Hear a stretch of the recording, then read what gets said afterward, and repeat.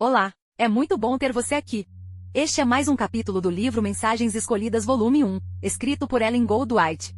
Para você ter acesso ao conteúdo completo deste livro e outras obras desta extraordinária escritora é só acessar as playlists do nosso canal. Diariamente nós publicamos aqui um novo capítulo de uma obra de Ellen White.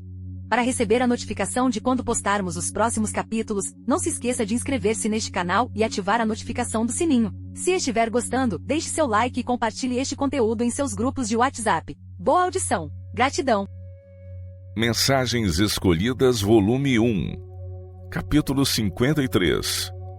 Transformação mediante a fé e a obediência.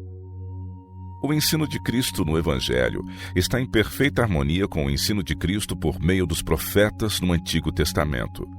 Os profetas falaram através dos mensageiros de Cristo no Antigo Testamento, tanto quanto os apóstolos foram porta-vozes de sua mensagem no Novo Testamento, e não há contradição entre os ensinos de ambos. Satanás, porém, tem sempre operado e opera ainda com todo o engano da injustiça, para tornar de nenhum efeito a palavra de Deus.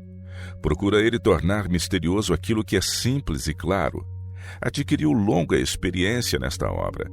Conhece o caráter de Deus e por suas sutilezas tem cativado o mundo.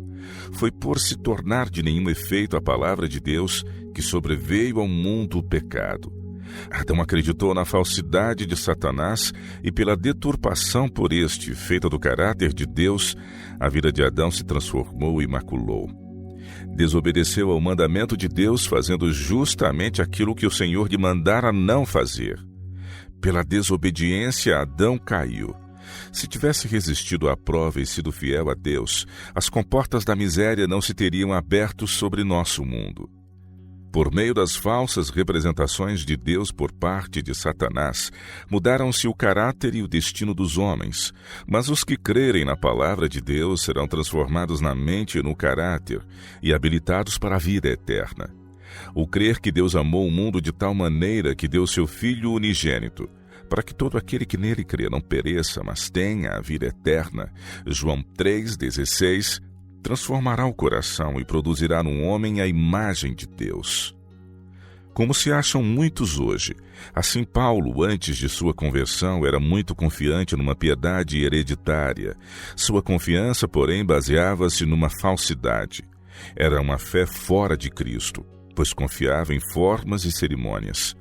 Seu zelo pela lei era desligado de Cristo e sem valor. Seu orgulho era de que ele se achava inculpável na prática dos atos da lei. Mas ao Cristo que valorizou a lei, ele recusava. Confiava em que estivesse direito. Diz ele: bem tinha eu imaginado que contra o nome de Jesus Nazareno devia eu praticar muitos atos, o que também fiz em Jerusalém. E havendo recebido o poder dos principais sacerdotes, encerrei muitos dos santos nas prisões, e quando os matavam eu dava o meu voto contra eles. Atos 26, versos 9 e 10. Por algum tempo Paulo fez uma obra muito cruel, julgando estar prestando serviço a Deus, pois, diz ele, porque o fiz ignorantemente na incredulidade. 1 Timóteo 1, verso 13. Sua sinceridade, porém, não lhe justificou a obra nem fez do erro verdade. A fé é o meio pelo qual a verdade ou o erro encontram abrigo na mente. É pelo mesmo ato da mente que se recebe a verdade ou o erro. Mas faz grande diferença crermos na palavra de Deus ou nos ditos dos homens. Quando Cristo se revelou a Paulo, e este se convenceu de que estava perseguindo a Jesus na pessoa de seus santos, aceitou ele a verdade como é em Jesus. Manifestou-se-lhe no caráter e na mente um poder transformador, e ele se tornou um novo homem em Cristo Jesus. Recebeu a verdade tão plenamente que nem a terra nem o inferno lhe poderiam abalar a fé. Muitos há que clamam: crede, tão somente crede. Perguntai-lhes o que é que deveis crer. Devereis crer nas mentiras forjadas por Satanás contra a lei de Deus, santa, justa e boa? Deus não usa sua grande e preciosa graça para anular a sua lei, mas sim para estabelecê-la. Qual foi a decisão de Paulo? Diz ele: que diremos, pois? É a lei pecado? De modo nenhum. Mas eu não conheci o pecado senão pela lei, E eu, em algum tempo, vivia sem lei, mas vindo o mandamento reviveu o pecado. E teve então fim o mandamento? Não. Eu, Paulo, morri, e assim a lei, obstruindo-me diretamente o caminho da liberdade e paz? Não, é santa e o mandamento santo, justo e bom. Romanos 7, versos de 7 a 12. A lei não pode perdoar. Paulo aprendeu que não havia na lei poder para perdoar ao transgressor. Nenhuma carne será justificada diante dele pelas obras da lei. Romanos 3, verso 20. Porquanto que era impossível à lei, visto como estava enferma pela carne, Deus, enviando o seu Filho em semelhança da carne do pecado, pelo pecado condenou o pecado na carne, para que a justiça da lei se cumprisse em nós que não andamos segundo a carne, mas segundo o Espírito. Romanos 8, versos 3 e 4. O Senhor viu nosso estado caído, viu nossa necessidade de graça, e visto como amava a nossa alma, deu-nos graça e paz. Graça quer dizer favor concedido a alguém que não merece, alguém que está perdido. O fato de sermos pecadores, em vez de excluir-nos da misericórdia e amor de Deus, torna o exercício de seu amor para conosco uma positiva necessidade, a fim de que possamos ser salvos. Diz Cristo: não me escolhestes vós a mim, mas eu vos escolhi a vós e vos nomeei para que vades e deis fruto, e o vosso fruto permaneça. João 15, 16. Quando Adão caiu, tomaram-se providências para a sua restauração. No tempo devido, Jesus, o príncipe da vida, veio ao nosso mundo para entrar em conflito com os poderes das trevas.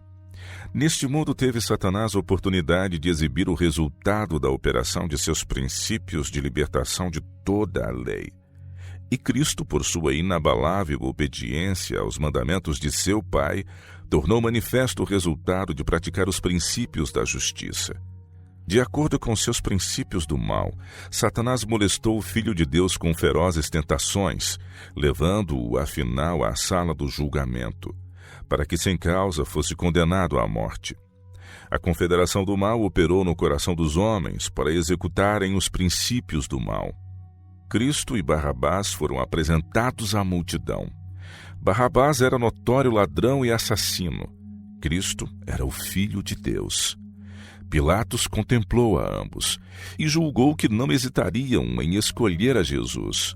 Os sinais de nobreza, inteligência e pureza revelavam-se claramente em seu semblante, em assinalado contraste com os traços rudes de Barrabás.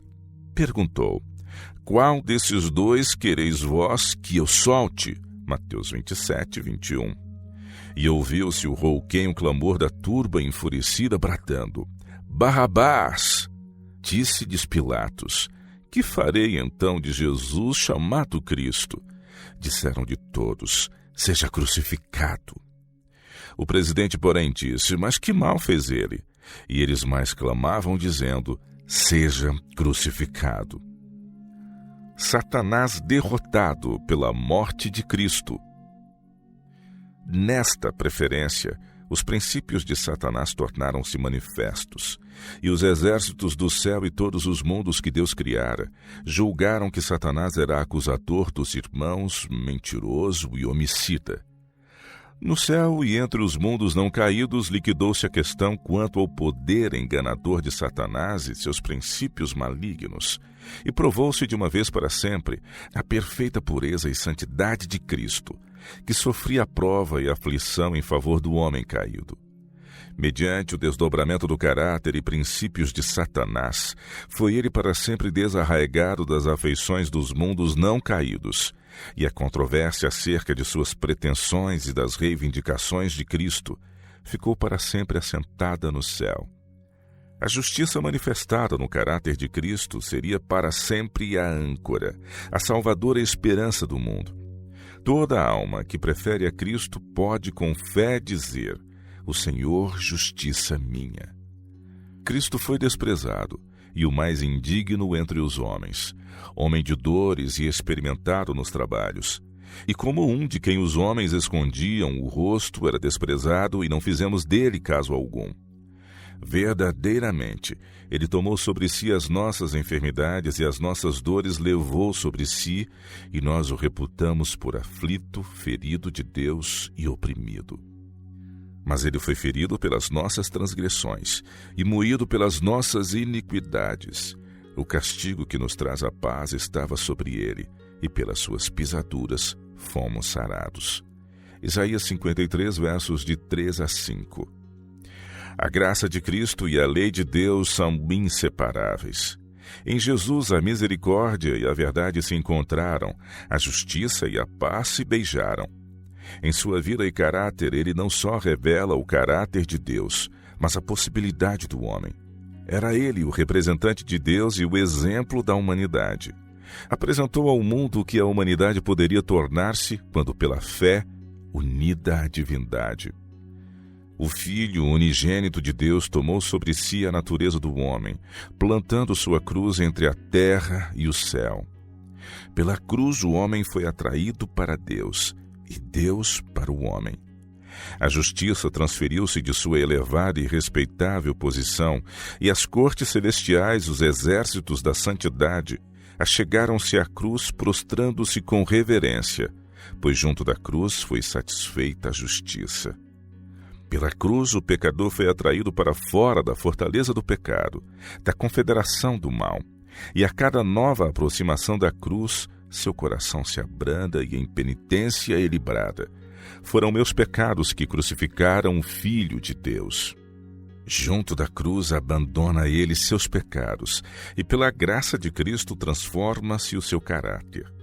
O Redentor ergue do pó o transgressor e coloca-o sob a guia do Espírito Santo.